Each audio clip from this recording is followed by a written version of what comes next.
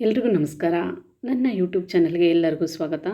ನಾವು ಇವತ್ತು ಮನೆ ದೇವರಿಗೆ ಹೋಗ್ತಾ ಇದ್ವಿ. ನಮ್ಮ ಹೊಸ ಕಾರ್ ತೊಗೊಂಡ್ಮೇಲೆ ಫಸ್ಟು ಮನೆ ದೇವರಿಗೆ ಹೋಗಿ ಪೂಜೆ ಮಾಡಿಸ್ಕೊಂಬರೋಣ ಅಂತ ಹೇಳಿ ಹೊರಡ್ತಾ ಇದ್ದೀವಿ. ಬನ್ನಿ, ಆನ್ ದ ವೇ ಹೋಗ್ತಾ ದಾರಿಯಲ್ಲಿ ಹಾಗೆ ಮಾತಾಡ್ಕೊಂಡು ಹೋಗೋಣ. ಸೊ ನಮ್ಮ ಮನೆ ದೇವರು ಯಾವುದು, ಹಾಗೆ ಅಲ್ಲಿ ವಿಶೇಷತೆ ಏನು, ಹಾಗೆ ಹೋಗ್ತಾ ದಾರಿಯಲ್ಲಿ ಯಾವೆಲ್ಲ ಊರು ಸಿಗುತ್ತೆ, ಆ ಊರುಗಳ ವಿಶೇಷತೆ ಏನು ಅನ್ನೋದನ್ನೆಲ್ಲ ನಾನು ನಿಮ್ಮ ಜೊತೆ ಹಂಚ್ಕೊತೀನಿ. ನನಗೆ ಗೊತ್ತಿರೋವಂತಹ ಕೆಲವೊಂದು ವಿಷಯಗಳನ್ನ ನಿಮ್ಮ ಜೊತೆ ಶೇರ್ ಮಾಡ್ಕೊಳ್ಳೋಕ್ಕೆ ಇಷ್ಟಪಡ್ತೀನಿ. ನಾವು ಬೆಳಗ್ಗೆ ಹೊರಟಾಗ ಸುಮಾರು 7 ಗಂಟೆ ಆಗೇ ಬಿಡ್ತು. ನಾವು ವೀಕ್ ಡೇಸ್ ಆಗಿರೋದ್ರಿಂದ ಸ್ವಲ್ಪ ನಿಧಾನಕ್ಕೆ ಹೊರಟ್ವಿ, ಅಷ್ಟೊಂದು ರಶ್ ಇರಲ್ಲ ಅಂತ. ವೀಕೆಂಡ್ ಆದರೆ ಅಲ್ಲಿ ತುಂಬಾ ರಶ್ ಇರುತ್ತೆ. ಸೊ ವೀಕ್ ಡೇಸ್ ಆಗಿರೋದ್ರಿಂದ ಸ್ವಲ್ಪ ರಶ್ ಕಡಿಮೆ ಇರುತ್ತೆ. ನಾವು ಲೇಟಾಗಿ ಹೋದ್ರೂ ನಡೆಯುತ್ತೆ ಅನ್ನೋದಕ್ಕೋಸ್ಕರ ಲೇಟಾಗಿ ಹೊರಟ್ವಿ. ಹಾಗೆ ಇನ್ನೊಂದು ವಿಷಯ ಏನು ಅಂತ ಅಂದರೆ, ಈ ನಾವು ಹೋಗ್ತಾ ಇರೋವಂತಹ ಸ್ಥಳ ಬಂದು ಮಂಡ್ಯ ಜಿಲ್ಲೆಯಲ್ಲಿರುವಂತಹ ಮೇಲ್ಕೋಟೆ ಬೆಂಗಳೂರಿಂದ 133 ಕಿಲೋಮೀಟ್ರ್ ಆಗುತ್ತೆ. ಹಾಗೆ ಅಲ್ಲಿ 2 ದೇವಸ್ಥಾನಗಳು ತುಂಬಾ ಫೇಮಸ್ ಆಗಿದೆ. ಒಂದು ಬಂದು ಚಲುನಾರಾಯಣ ಸ್ವಾಮಿ ದೇವಸ್ಥಾನ, ಹಾಗೆ ಯೋಗ ನರಸಿಂಹಸ್ವಾಮಿ ದೇವಸ್ಥಾನ. ನಮ್ಮ ಮನೆ ದೇವರು ಬಂದು ಬೆಟ್ಟದ ಮೇಲಿರೋಂತಹ ಯೋಗ ನರಸಿಂಹಸ್ವಾಮಿ ದೇವಸ್ಥಾನ. ಈ ಯೋಗ ನರಸಿಂಹಸ್ವಾಮಿ ದೇವಸ್ಥಾನ ನಿರ್ಮಾಣ ಆಗೋಕ್ಕೆ ಮೂಲ ಕಾರಣ ಏನು ಅನ್ನೋದನ್ನು ಕೂಡ, ಹಾಗೆ ಅದರಲ್ಲಿರುವಂತಹ ಪೌರಾಣಿಕ ಕಥೆಗಳೇನು, ಏನಕ್ಕೆ ಅಲ್ಲಿ ಪ್ರತಿಷ್ಠಾಪನೆ ಆಯಿತು ಯೋಗ ನರಸಿಂಹಸ್ವಾಮಿ ವಿಗ್ರಹ ಅನ್ನೋದನ್ನೆಲ್ಲ ಪ್ರತಿಯೊಂದನ್ನು ನಿಮ್ಮ ಜೊತೆ ಹಂಚ್ಕೊತೀನಿ. ಸೊ ಮೇಲ್ಕೋಟೆಯಲ್ಲಿ ಮುಖ್ಯವಾಗಿ ನೋಡಲೇಬೇಕಾದಂತಹ 4-5 ಸ್ಥಳಗಳಿದೆ. ಅವು ಯಾವುವು ಅಂತ ಅಂದರೆ, ಒಂದು ಚಲುನಾರಾಯಣ ಸ್ವಾಮಿ ದೇವಸ್ಥಾನ, ಯೋಗ ನರಸಿಂಹಸ್ವಾಮಿ ದೇವಸ್ಥಾನ ಬೆಟ್ಟದ ಮೇಲಿದೆ, ತುಂಬಾ ಚೆನ್ನಾಗಿರುವಂತಹ ದೇವಸ್ಥಾನ. ಜೊತೆಗೆ ಕಲ್ಯಾಣಿನೂ ಕೂಡ ಅಷ್ಟೇ ವಿಶಾಲವಾಗಿದೆ. ಜೊತೆಗೆ ಅಕ್ಕ ತಂಗಿ ಕೊಳ, ರಾಯರ ಗೋಪುರ, ಹಾಗೆ ಧನುಷ್ಕೋಟೆ. ಇದನ್ನೆಲ್ಲ ನೋಡ್ಕೊಂಡು ನಾವು ಬರಬೇಕಂದ್ರೆ ಕಂಪ್ಲೀಟ್ 1 ಡೇ ಫುಲ್ ಹೋಗಬೇಕು. ಬೇಗ ಹೋದರೆ ಎಲ್ಲದನ್ನು ನೋಡ್ಕೊಂಬರ್ಬೋದು. ಆದರೆ ನಾವಿವತ್ತು ಕಾರ್ ಪೂಜೆ ಮಾಡ್ಸೋಕ್ಕೆ ಹೋಗ್ತಿರೋದ್ರಿಂದ ಬರೀ ಯೋಗ ನರಸಿಂಹಸ್ವಾಮಿ ದೇವಸ್ಥಾನಕ್ಕೆ ಹಾಗೆ ಚಲುನಾರಾಯಣ ಸ್ವಾಮಿ ದೇವಸ್ಥಾನಕ್ಕೆ ಮಾತ್ರ ಹೋಗ್ತಾ ಇದ್ವಿ. ಮುಂದೊಂದು ದಿನ ನಾನು ಮೇಲ್ಕೋಟೆಗೆ ಹೋದಾಗ ಅಲ್ಲಿರೋ ಅಂತಹ ಎಲ್ಲ ಸ್ಥಳಗಳನ್ನು ವಿಡಿಯೋ ಮಾಡಿ ಹಾಕ್ತೀನಿ. ಸೊ ಈಗ ನಾವು ಬೆಂಗಳೂರಿಂದ ಆಚೆ ಹೋಗ್ತಾ ಇದ್ದೀವಿ. ಸೊ ಬೆಂಗಳೂರು ಬಿಡ್ತಾಯಿದ್ವಿ. ಬೆಂಗಳೂರು ಬಿಡೋ ಹೊತ್ತಿಗೆ 8 ಗಂಟೆ ಆಗೇ ಬಿಡ್ತು. ಸೊ ಸ್ವಲ್ಪ ಬೇಗ ಹೊರಟಿದ್ರೆ ಒಳ್ಳೆದಿರ್ತಾಯಿತ್ತು. ವೀಕ್ ಡೇಸ್ ಆಗಿರೋದ್ರಿಂದ ಅಷ್ಟೊಂದಿಲ್ಲ, ಟ್ರಾಫಿಕ್ ಏನೂ ಇಲ್ಲ, ಆರಾಮಾಗಿ ಹೋಗ್ಬೋದು. ನಾವು ಮೇಲ್ಕೋಟೆಗೆ ಹೋಗ್ಬೇಕಾದ್ರೆ ನಮಗೆ ಮುಖ್ಯವಾಗಿ ಒಂದು 4-5 ಊರುಗಳು, ಪ್ರಮುಖವಾದಂತಹ ಊರುಗಳು ಸಿಗುತ್ತೆ. ಅದು ಬಿಡದಿ, ರಾಮನಗರ, ಚನ್ನಪಟ್ಟಣ, ಹಾಗೆ ಮದ್ದೂರು, ಮಂಡ್ಯ. ಈ ಇಷ್ಟು ಊರುಗಳು ಕೂಡ ಒಂದೊಂದು ಫೇಮಸ್ ಆಗಿದೆ. ಜೊತೆಗೆ ಇದರಲ್ಲಿ ಒಂದೊಂದು ಊರಲ್ಲೂ ಒಂದೊಂದು ವಿಶೇಷತೆ ಇದೆ. ಇನ್ನು ಮೊದಲಿಗೆ ಸಿಗೋದೆ ಬಿಡದಿ. ಬೆಂಗಳೂರಿಂದ 32 ಕಿಲೋಮೀಟ್ರ್ ಅಷ್ಟೇ ದೂರ ಆಗೋದು. ಇಲ್ಲಿ ಮುಖ್ಯವಾಗಿ ತಟ್ಟೆ ಇಡ್ಲಿ ತುಂಬಾ ಚೆನ್ನಾಗಿರುತ್ತೆ, ಅದಕ್ಕೇ ಕೂಡ ಫೇಮಸ್ ಆಗಿದೆ. ಅದು ಮಾತ್ರ ಅಲ್ಲದೆ ಇಲ್ಲಿ ಸಾಕಷ್ಟು ಕಂಪ್ನಿಗಳು ಕೂಡ ಇದೆ. ಅದು ಆಟೋಮೊಬೈಲ್ಸ್ ಕಂಪ್ನಿಗಳಾಗಲಿ ಅಥವಾ ಟೊಯೋಟಾ, ಕಿರ್ಲೋಸ್ಕರು, ಜೊತೆಗೆ ಇಲ್ಲಿ ಬ್ರಿಟಾನಿಯಾ, ಕೋಕೋ ಕೋಲಾ ಅಂತಹ ಕೆಲವೊಂದು ಕಂಪ್ನಿಗಳ ಕೂಡ ಇಲ್ಲಿ ಇದೆ. ಅದರ ಜೊತೆಗೆ ಇನ್ನೊಂದೇನು ಮುಖ್ಯವಾಗಿ ಅಂತ ಅಂದರೆ, ಈ ಸ್ಥಳದಲ್ಲಿ ಇನ್ನೋವೇಟಿವ್ ಫಿಲ್ಮ್ ಸಿಟಿ ಕೂಡ ಇದೆ. ಹಾಗಾಗಿ ಬಿಡದಿನೂ ಕೂಡ ಒಂದು ಪ್ರಮುಖವಾದ ಊರಾಗಿರುತ್ತೆ. ಹಾಗೆ ನಾವು ಸ್ವಲ್ಪ ಮುಂದೆ ಬಂದರೆ ರಾಮನಗರ ಸಿಗುತ್ತೆ. ನೆಕ್ಸ್ಟ್ ಸಿಗೋದೆ ರಾಮನಗರ ಬಂದ್ಬಿಟ್ಟು ಎಲ್ಲರಿಗೂ ಗೊತ್ತಿರೋದು. ರಾಮನಗರ ಅಂದಿದ ತಕ್ಷಣ ರೇಷ್ಮೆಗೆ ಹೆಸರುವಾಸಿಯಾದಂತಹ ಊರು. ಏಷ್ಯಾದಲ್ಲೇ ಅತ್ಯಂತ ದೊಡ್ಡದಾದಂತಹ ಮಾರುಕಟ್ಟೆಯನ್ನು ಹೊಂದಿರುವಂತಹ ರಾಮನಗರದಲ್ಲಿ ಬರೀ ರೇಷ್ಮೆ ಮಾತ್ರ ಅಲ್ಲದೆ ನೋಡೋಕ್ಕೆ ತುಂಬಾ ಸ್ಥಳಗಳಿದೆ. ಅದರಲ್ಲೂ ಕೂಡ ರಾಮದೇವರ ಬೆಟ್ಟ, ಹಾಗೆ ರೇವಣ ಸಿದ್ದೇಶ್ವರ ಬೆಟ್ಟ, ಕೆಂಗಲ್ ಆಂಜನೇಯ ಸ್ವಾಮಿ, ಹಾಗೆ ಬ್ರಾಹ್ಮಣ ತೀರ್ಥ, ಬೃಂದಾವನ, ಶ್ರೀ ರಂಗನಾಥ ಸ್ವಾಮಿ ದೇವಸ್ಥಾನ ಆಗಲಿ, ಮಂಚನಬೆಲೆ ಆಗಲಿ ಅಣೆಕಟ್ಟಾಗಲಿ, ಹಾಗೆ ಹಾರೋಬೆಲೆ ಅಣೆಕಟ್ಟಾಗಲಿ, ಚುಂಚಿ ಜಲಪಾತ ಆಗಲಿ, ಕನಕಪುರದ ಮೇಕೆದಾಟು, ಹೀಗೆ ಸಾಕಷ್ಟು ನೋಡುವಂತಹ ಒಳ್ಳೊಳ್ಳೆ ಜಾಗಗಳು ಕೂಡ ರಾಮನಗರದಲ್ಲಿದೆ. ಹಾಗೆ ರಾಮನಗರ ದಾಟಿ ನೆಕ್ಸ್ಟ್ ನಾವು ಬಂದಾಗ ನಮಗೆ ಸಿಗೋದೆ ಚನ್ನಪಟ್ಟಣ. ನಮಗೆ ಚನ್ನಪಟ್ಟಣ ಅಂದಿದ ತಕ್ಷಣ ನಮಗೆ ತುಂಬಾ ಒಂಥರ ಖುಷಿಯಾಗುತ್ತೆ. ಏನಂದರೆ ಮಕ್ಕಳ ಆಟಕ್ಕೆ ಸಾಮಾನುಗಳಾಗಲಿ, ಗೊಂಬೆಗಳಾಗಲಿ, ಮರದಲ್ಲಿ ಮಾಡಿರೋ ಅಂತಹ ತುಂಬ ಚೆನ್ನಾಗಿರೋವಂತಹ ಗೊಂಬೆಗಳೆಲ್ಲ ಸಿಗೋದು. ಚನ್ನಪಟ್ಟಣ ಅಂದಿದ ತಕ್ಷಣ ಗೊಂಬೆಗಳಿಗೆ ಫೇಮಸ್ಸು. ಹಾಗೆ ಇಲ್ಲಿ ಗೊಂಬೆಗಳನ್ನು ಕೂಡ ವಿಶೇಷವಾಗಿರುತ್ತೆ. ಮಕ್ಕಳ ಆಟಕ್ಕೆ ಸಾಮಾನುಗಳು ಕೂಡ ತುಂಬ ಚೆನ್ನಾಗಿರುತ್ತೆ. ಹಾಗೆ ನಂತರ ಸಿಗೋದೇ ಮದ್ದೂರು. ಈ ಮದ್ದೂರಿನ ವಿಶೇಷತೆ ಏನು ಅನ್ನೋದನ್ನು ಕೂಡ ಹೇಳ್ತೀನಿ. ಫಸ್ಟು ಟಿಫನ್ ಮಾಡಿಬಿಡೋಣ. ಟಿಫನ್ನೆಲ್ಲ ಮುಗಿಸಿ ಆನ್ ದ ವೇ ಹೋಗ್ತಾ ದಾರಿಯಲ್ಲಿ ಮದ್ದೂರಿನ ಬಗ್ಗೆ, ಹಾಗೆ ಮಂಡ್ಯದ ಬಗ್ಗೆ, ಮೇಲ್ಕೋಟೆ ಬಗ್ಗೆ ಪ್ರತಿಯೊಂದನ್ನು ಕೂಡ ನನಗೆ ಗೊತ್ತಿರೋ ಅಂತಹ ಕೆಲವೊಂದು ವಿಷಯಗಳನ್ನ ನಿಮ್ಮ ಜೊತೆ ಹಂಚ್ಕೊತೀನಿ. ಫಸ್ಟ್ ಈಗ ಟಿಫನ್ ಮಾಡೋಣ. ಆಲ್ರೆಡಿ ಟೈಮ್ ಆಗೋಗಿದೆ.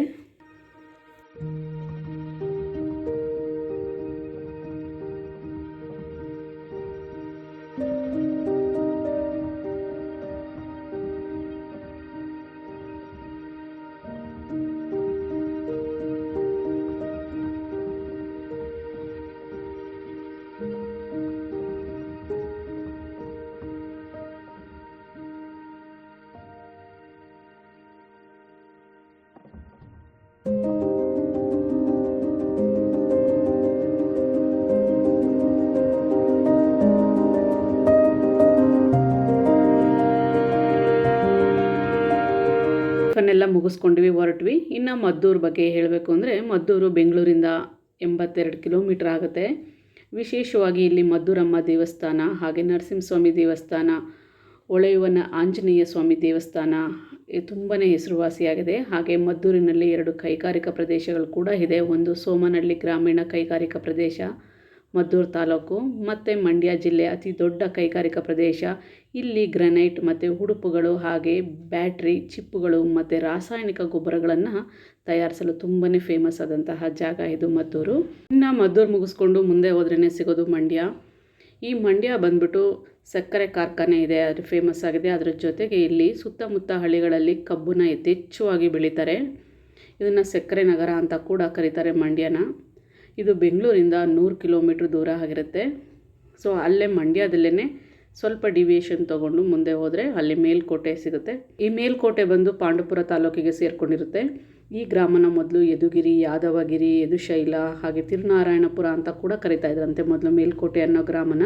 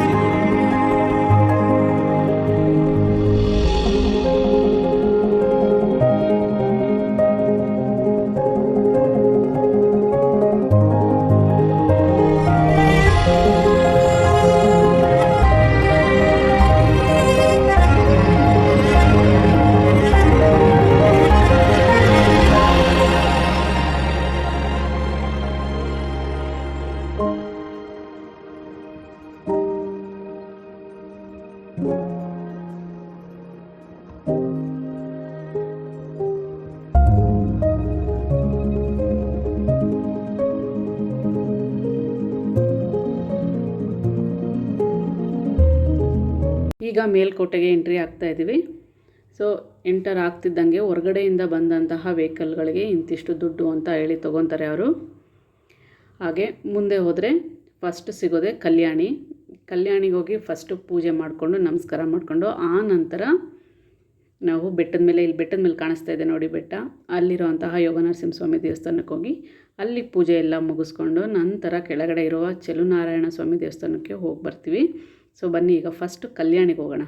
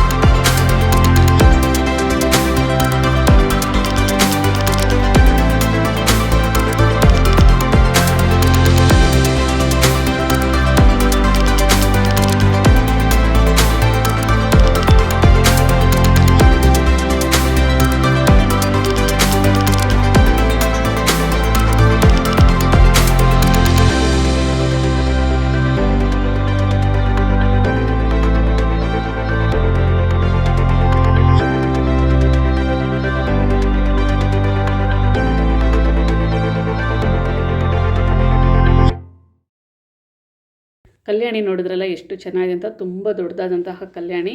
ಇಲ್ಲಿ ಎಲ್ಲರೂ ಕೂಡ ಗಂಗೆ ಪೂಜೆ ಮಾಡ್ತಾರೆ, ನಾವು ಕೂಡ ಗಂಗೆ ಪೂಜೆ ಮಾಡ್ತೀವಿ.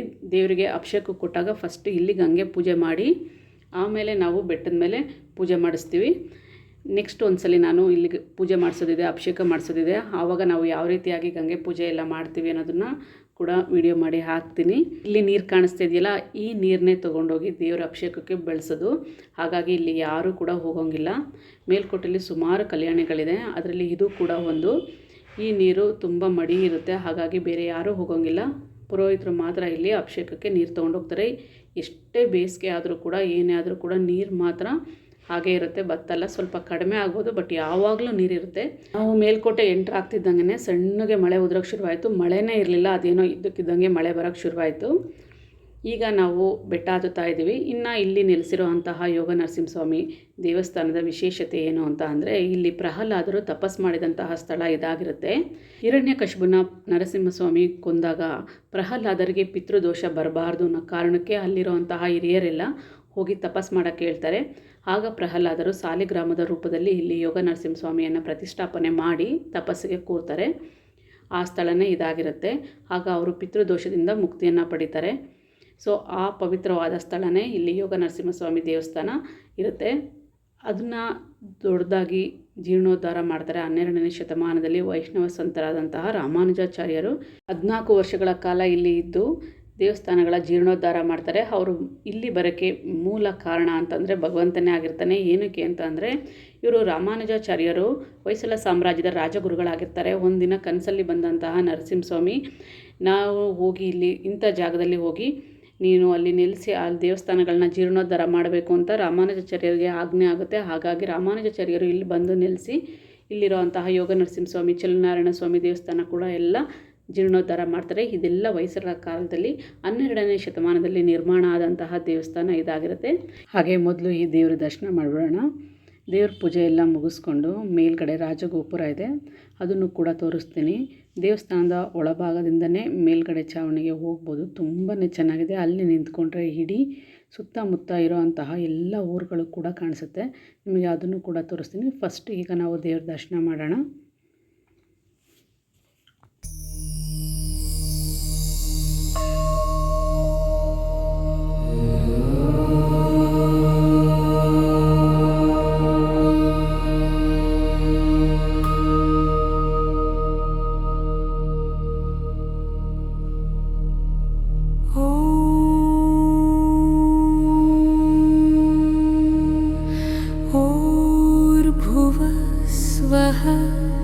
तत्सवितुर्वरेण्यं भर्गो देवस्य धीमहि धियो यो न प्रचोदयात्।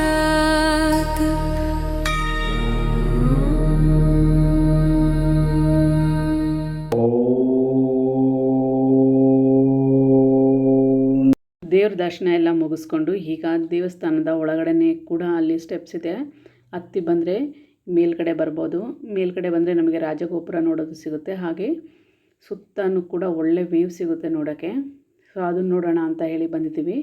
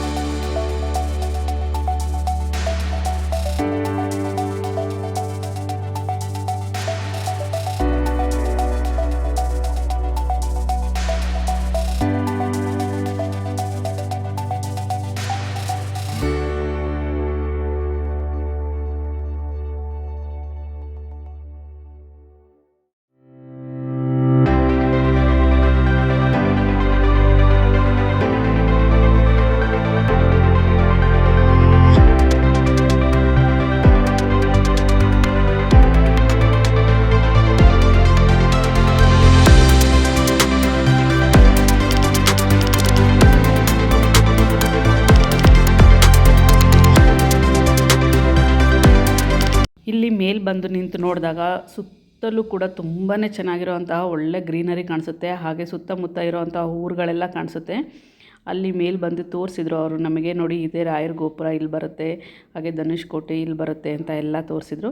ಸೊ ನಾವು ಹೋಗಿ ನೋಡಿದ್ದೀವಿ, ಆದರೆ ಮೇಲ್ಗಡೆಯಿಂದ ಯಾವ ರೀತಿ ಕಾಣಿಸುತ್ತೆ ಅಂತ ನೋಡಿರಲಿಲ್ಲ. ಒಂದು ಸುಂದರವಾದಂತಹ ವ್ಯೂ ನೋಡೋಕ್ಕೆ ತುಂಬಾ ಮನಸ್ಸಿಗೆ ಖುಷಿ ಅನಿಸುತ್ತೆ. ಖಂಡಿತವಾಗ್ಲೂ ಯಾರೆಲ್ಲ ಈ ದೇವಸ್ಥಾನ ಬರ್ತೀರಾ ಖಂಡಿತವಾಗ್ಲೂ ಒಂದ್ಸಲಿ ಮೇಲೆ ಬಂದು ನೋಡಿ, ತುಂಬಾ ಚೆನ್ನಾಗಿರುತ್ತೆ ವ್ಯೂ ಸಿಗುತ್ತೆ ನಿಮಗೆ. ಇಲ್ಲಿ ಎಲ್ಲವನ್ನು ನೋಡಿಕೊಂಡು ಈಗ ನಾವು ಕೆಳಗಡೆ ಇರುವಂತಹ ಚಲುನಾರಾಯಣ ಸ್ವಾಮಿ ದೇವಸ್ಥಾನಕ್ಕೆ ಹೋಗ್ತಾ ಇದ್ದೀವಿ. ಚಲುನಾರಾಯಣ ಸ್ವಾಮಿ ದೇವಸ್ಥಾನ ತುಂಬಾ ದೊಡ್ಡದಾದಂತಹ ದೇವಸ್ಥಾನ ಇದು. ಅದರ ಜೊತೆಗೆ ಇಲ್ಲಿ ವರ್ಷಕ್ಕೆ ಒಂದ್ಸಲಿ ವೈರ್ಮುಡಿ ನಡೆಯುತ್ತೆ. ದೇವರಿಗೆ ವಜ್ರದ ಕಿರೀಟ ಹಾಕಿ ಉತ್ಸವ ಮಾಡ್ತಾರೆ. ಸಾಕಷ್ಟು ಜನ ಅಂದರೆ ಲಕ್ಷಾಂತರ ಜನನೇ ಬರ್ತಾರೆ ಆವತ್ತಿನ ದಿನ. ನೋಡೋಕ್ಕೆ ತುಂಬಾ ಚೆನ್ನಾಗಿರುತ್ತೆ. ರಾಜ್ಯದ ಮೂಲೆ ಮೂಲೆಗಳಿಂದ ಜನಗಳು ಬರ್ತಾರೆ ಇಲ್ಲಿ ದೇವರ ದರ್ಶನ ಮಾಡೋಕ್ಕೆ ಆವತ್ತು. ಹಾಗೆ ಇನ್ನೊಂದು ವಿಶೇಷ ಅಂದರೆ ಈ ದೇವಸ್ಥಾನದಲ್ಲಿ ರಾಮಾನುಜಾಚಾರ್ಯರ ಪ್ರತಿಮೆ ಕೂಡ ಇದೆ. ಒಳಗಡೆ ಎಲ್ಲೂ ಕೂಡ ವಿಡಿಯೋ ತೆಗೆಯೋಂಗಿಲ್ಲ, ಹಾಗಾಗಿ ದೇವಸ್ಥಾನದ ಒಳಭಾಗದಲ್ಲಿ ಯಾವುದೇ ವಿಡಿಯೋ ಕೂಡ ಮಾಡಿಲ್ಲ. ದೇವ್ರ ದರ್ಶನ ಎಲ್ಲ ಮುಗಿಸ್ಕೊಂಡು ಬಂದ್ವಿ. ಈಗ ಕಾರ್ ಪೂಜೆ ಮಾಡಿಸೋಣ.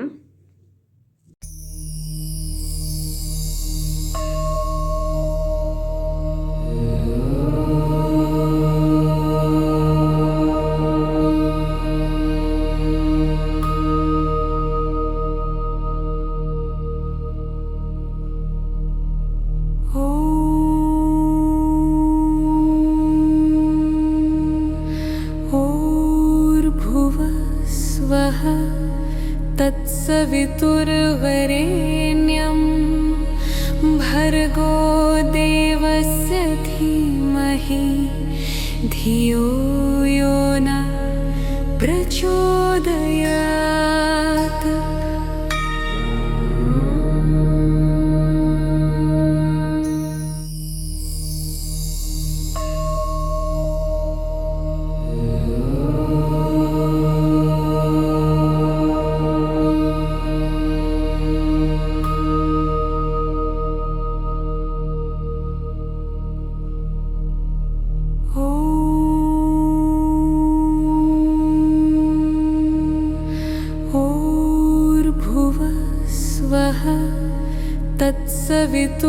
तत्सवितुर्वरेण्यं भर्गो देवस्य धीमहि धियो यो न प्रचोदयात्।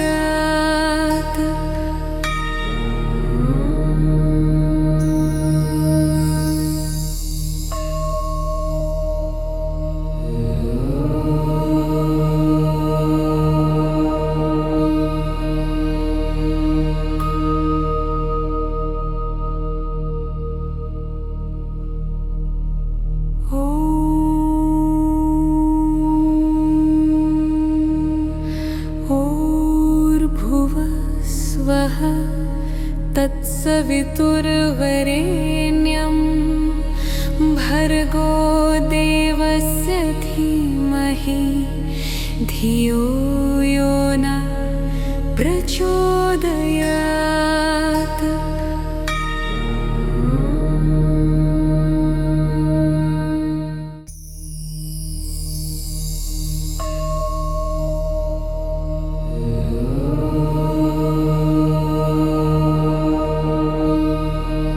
ಪೂಜೆ ಎಲ್ಲ ತುಂಬ ಚೆನ್ನಾಗಾಯಿತು. ಹಾಗೆ ಪುರೋಹಿತರು ಕೂಡ ನಮ್ಮ ಕಾರಿಗೆ ತುಂಬ ಚೆನ್ನಾಗಿ ಪೂಜೆನೂ ಮಾಡಿಕೊಟ್ರು. ನಮ್ಮ ಮನಸ್ಸಿಗೆ ಒಂದು ಸಮಾಧಾನ ಅನ್ನಿಸ್ತು. ನಾವು ಹೊಸ ಕಾರ್ ತೊಗೊಂಡಾಗ ಫಸ್ಟು ಮನೆ ದೇವರಿಗೆ ಬಂದು ಪೂಜೆ ಮಾಡಿಸ್ಬೇಕು ಅಂತ ಅಂದ್ಕೊಂಡಿದ್ವಿ. ಅದೇ ರೀತಿಯಾಗಿ ಮನೆ ದೇವ್ರಿಗೆ ಬಂದು ಪೂಜೆ ಮಾಡಿಸ್ಕೊಂಡು ಹೊರಟಿದ್ದೀವಿ. ಈಗ ತುಂಬಾ ಒಂಥರ ಸಮಾಧಾನ ಅನಿಸುತ್ತೆ. ನಮ್ಮ ನಂಬಿಕೆ ಅಷ್ಟೇ, ನಾವು ಹಂಗೆ ಅಂದ್ಕೊಂಡಿದ್ವಿ. ಹಾಗಾಗಿ ಬಂದು ಪೂಜೆ ಮಾಡಿಸ್ಕೊಂಡು ಹೋದ್ವಿ. ಈ ವಿಡಿಯೋ ನಿಮಗೆ ಏನು ಅನ್ನಿಸ್ತು? ಈ ವಿಡಿಯೋ ನಿಮ್ಮೆಲ್ಲರಿಗೂ ಇಷ್ಟ ಆಗುತ್ತೆ ಅಂತ ಭಾವಿಸ್ತೀನಿ.